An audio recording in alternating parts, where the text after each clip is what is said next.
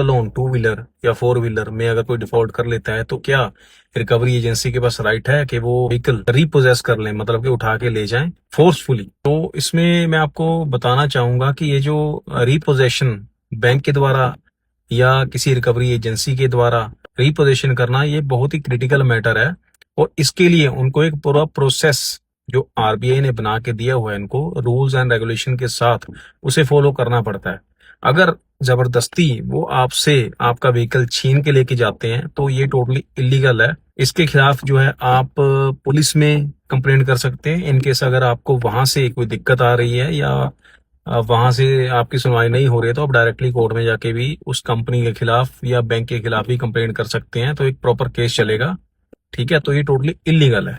ये जो मैटर है ना, ये मैं आपको एक पूरा प्रोसेस इसको एक्सप्लेन करूंगा। ये वीडियो शायद लंबी हो सकती है, तो आप प्लीज इसको एंड तक जरूर देखना। इसका जो स्टार्टिंग होती है ना, जब आप ईएमआई बाउंस कर देते हो, तो इसका सबसे पहला रूल जो है ये रिपोजेशन का, या गाड़ी जो आपकी वो उठाने आते हैं, ठीक है, इसका जो प्रोसेस शुरू होता है ईएमआई डिफॉल्ट के साथ। जब आपको 180 दिन मतलब कि 6 महीने का टाइम हो जाता है, आप ईएमआई पे नहीं करते हो, तो ये रिपोजेशन का प्रोसेस उसके बाद ही शुरू हो सकता है। सेकेंडली, इसमें एक कंडीशन हो सकती है कि मे बी आपका जो एग्रीमेंट हुआ था उस कंपनी के साथ या उस फाइनेंशियल इंस्टीट्यूशन के साथ, बैंक के साथ, हाँ, उस एग्रीमेंट में अगर इन्होंने लिखा होगा कि 2 ईएमआई के बाद या 3 ईएमआई के बाद या 90 दिनों के बाद या 60 दिनों के बाद, अगर आप सपोज आपने 3 ईएमआई या 90 दिन कोई पेमेंट नहीं की है, उसमें अगर लिखा हुआ है कि 90 डेज के बाद हम ये रिपोजेशन का या गाड़ी उठवाने का प्रोसेस हम उसमें लेकर आएंगे, ठीक है, गो थ्रू करेंगे उससे, तो उस केस में आपकी गाड़ी पहले उठाने आ सकते हैं। अदरवाइज जो बेसिकली जो रूल होता है वो 180 डेज, मतलब 6 महीने अगर आपका ईएमआई नहीं गया है